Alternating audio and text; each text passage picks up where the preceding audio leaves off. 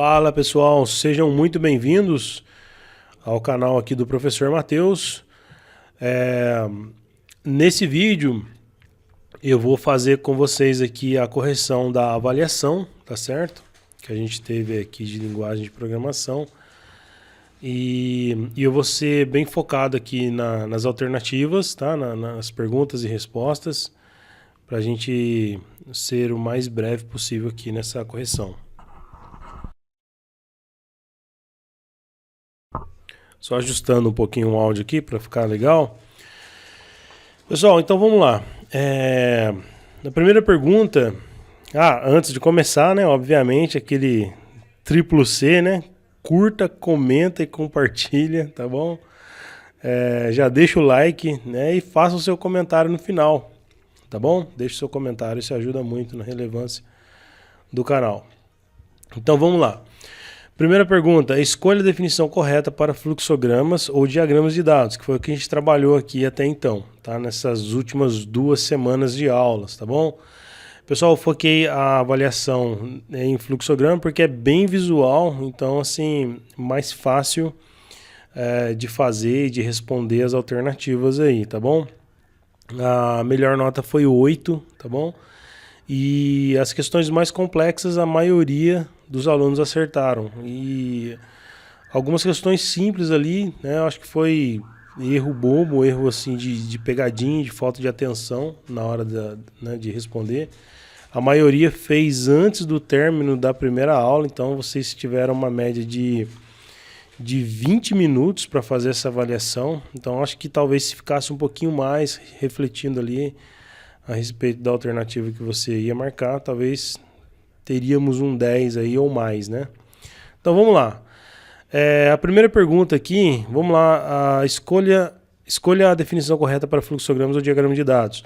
O fluxograma foi criado para compreender melhor a sequência de passos de um código em linguagem de programação em sua fase inicial de aprendizado. A maioria colocou essa, tá bom?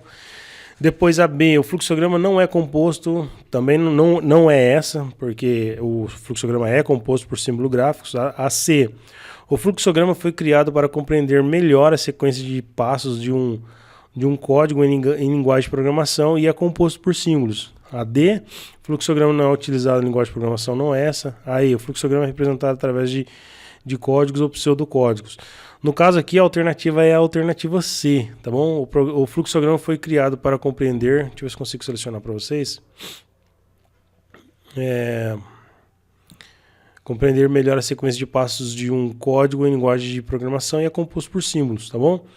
A segunda, marque a opção que melhor descreve o símbolo de fluxograma. Aí, no caso, eu coloquei o símbolo para vocês aqui. Esse símbolo aqui, pessoal, é o símbolo de processo, tá? Então, quando a gente faz...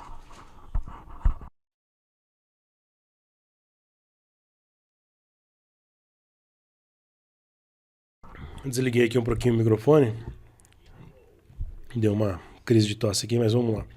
O símbolo de processo, ele serve para quando a gente vai trabalhar, para ele alterar o conteúdo de variável, tá? Para ele fazer análise de dados, para ele fazer alteração dos dados, e também para criar uma variável de memória, tá bom? Então o fluxograma, esse fluxo aqui, esse símbolo do fluxo é processo, tá bom? Depois, uma subjetiva aqui, né? De 3 afirmações. O compilador Portugal é uma linguagem de programação que usa pseudocódigo? Sim, tá? Então, em algumas aulas, eu alternei, né, entre fluxograma e pseudocódigo para vocês, tá? Por que a gente chama aquilo lá de pseudocódigo? Porque o que está na tela ali, o que a gente programa, ele é para fins didático, tá? Para fins acadêmicos. Eu não consigo usar essa linguagem de programação para controlar um microcontrolador, por exemplo. Não tem como, tá? 2. Fluxogramas podem representar um código através de símbolos gráficos. Essa é verdadeira, tá? A 3, o Portugal IDE não é portátil e não roda no Windows, tá? Isso daqui é uma pergunta de aplicativos informatizados. Isso aqui eu fiz essa pergunta para vocês numa prova no semestre anterior, tá? Então é falsa essa aqui. Então no caso aqui, pessoal, a 1 e a 2 são as duas verdadeiras, tá? Então a alternativa correta para quem marcou a C, tá? 1 e 2 estão corretas. Depois aqui, né, a opção que melhor descreve esse símbolo aqui, né? Esse símbolo aqui, a maioria colocou como entrada de dados. E é o inverso, pessoal, é saída de dados, tá? Isso aqui é quando eu quero mostrar uma variável na tela ou algum texto, tá bom? Então é saída de dados. Essa aqui foi aqui, eu acho que a maioria, eu acho que quase todos erraram essa daqui, tá? Então eu trabalhei com vocês, entrada e saída de dados. Entrada de dados eu não coloquei aqui, poderia ter, se eu colocasse entrada e saída aqui, vocês acertariam. Então eu resolvi colocar uma só para poder já né, gerar essa dúvida em vocês e vocês refletir mais sobre o símbolo aqui, tá bom? Depois a 5, né, a alternativa para memória, para variável de memória, tá certo? Então aqui, ó, marque a opção que descreve corretamente o que é uma variável de memória e sua função. Então, uma variável de memória é um espaço da memória do computador destinado a um dado que é constante. Então aqui já não é uma variável, ou é variável ou é constante, tá? Então não é a alternativa A. B. Uma variável é um espaço na memória do computador destinado a um dado que é alterado durante a execução do algoritmo. Beleza? Até aqui ok. Para funcionar corretamente, não há necessidade de as variáveis serem definidas por nomes e tipos. Então a segunda parte aqui não confere, tá? Não há necessidade. Há sim uma necessidade dela ter um tipo e um nome, como eu mostrei para vocês na última aula, semana passada. A letra C, uma variável é um espaço de memória no comutador. Isso aqui foi uma pegadinha, tá, pessoal? Ó, comutador, não é computador. Né? Então, ó, professor, o senhor esqueceu a letra P aqui. Com a outra turma, teve aluno que fez essa pergunta para mim. Né? Mas, na verdade, não. Na verdade, essa palavra comutador existe, tá? Assim como existe também computador. Então, são palavras bem parecidas. Depois a letra D, uma variável é um espaço de memória do computador, agora aqui computador tem a letra P, destinado a um dado que pode ser alterado durante a execução do algoritmo, ok. Para funcionar corretamente, as variáveis precisam ser definidas por nomes e tipos, então é a letra D, tá? Então tudo aqui bate com a questão da variável. Então a variável, né, ela precisa de ter o seu nome definido, o seu tipo definido, né, e é um espaço de memória do computador, tá? Ah, professor, mas né, não é na memória RAM, não é no microcontrolador, no microprocessador, tá? Então aqui está em linhas gerais, pessoal. Então quando eu coloco computador, tá no pacote esses itens que eu falei também. Número 6. Durante as aulas foi abordado um processo chamado teste de mesa. Qual das alternativas abaixo descreve com maior precisão o teste de mesa, tá? Então eu trabalhei o teste de mesa com vocês hoje no quadro. Então a gente já sabe que o teste de mesa é um processo manual, né, que valida a lógica de um determinado algoritmo ou, no caso nosso, da explicação que eu passei para vocês lá, do fluxograma. Então aqui é a alternativa C, beleza? Alternativa C. Isso aqui não ficou muita dúvida também, porque eu não tinha passado para vocês antes e aí passei para vocês hoje.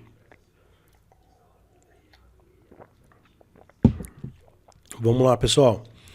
Aqui também, ó, boa parte dos alunos erraram. E na explicação lá do teste de mesa, eu usei esse símbolo propositalmente. E lá na explicação eu falei, gente, ó, esse símbolo aqui, ele pode ser tanto decisão ou repetição. Depende de como segue o fluxo aqui. Então, se o fluxo volta, falei que não ia me estender muito, já estou abrindo até o Portugal aqui, né? O professor gosta de falar, gente. Quanto tempo de 9 minutos? 9, já não me aguento na sala de aula, né? Vai me aguentar em casa agora assistindo o vídeo. Mas tudo bem, ó. Então vamos pegar um ciclo de repetição aqui, ó. Vamos lá, ciclo de repetição. Como é que funciona o ciclo de repetição? O símbolo o fluxo vai voltar para dentro do símbolo, tá? Então é assim, ó. Deixa eu só aumentar aqui 150% aqui. Então vamos lá, o símbolo vai fazer isso aqui, ó. Eu vou precisar de mais símbolo para fazer conexão. Ó, ele vai sair de um símbolo, de um fluxo para o outro, certo? Aqui nós temos um ciclo de repetição. Por que um ciclo de repetição? Porque ele vai voltar para o próprio símbolo, né? Então aqui eu tenho um ciclo de repetição. Aqui eu tenho um ciclo. Desculpa, um ciclo não. Uma estrutura de decisão, tá? O que a estrutura de decisão faz? Ela toma duas decisões e segue a estrada dela, entendeu? Ela não fica, ela não volta para ela mesma, né? Então, o ciclo de decisão, ele toma a decisão e segue adiante. Ciclo de repetição, ele volta de novo para fazer o teste. Então, esse símbolo aqui, ele é tanto decisão quanto repetição, tá bom? Então, quando volta, repete. Quando não volta, é decisão, ele segue a vida. Então, aqui, ó, era a questão A, decisão e repetição. Essa daqui não vou nem comentar, né? Acabei de usar aqui, ó. Acabei de usar aqui o amarelinho aqui, ó, que é a conexão, isso que ficou de graça para vocês. A 10 também aqui, só saltando a 9 aí, ó, também ficou de graça, né? Que é o terminador aqui, todo mundo acertou essa. E a 9 aqui, teríamos que observar o desenho que eu coloquei aqui para vocês, que foi uma das explicações que eu dei para vocês em aula também. Eu coloquei isso aqui no quadro, tá? Então a maioria acertou também. No caso aqui, observe a figura, né? Considerando que a variável A é igual a 16, responda qual será a saída. Se a variável A é igual a 16, então eu tenho que duas saídas. Isso aqui é uma estrutura de decisão. Ele está verificando, A é maior ou igual a 15? Então, sim. Por quê? Porque a A está valendo 16, logo 16 é maior do que 15.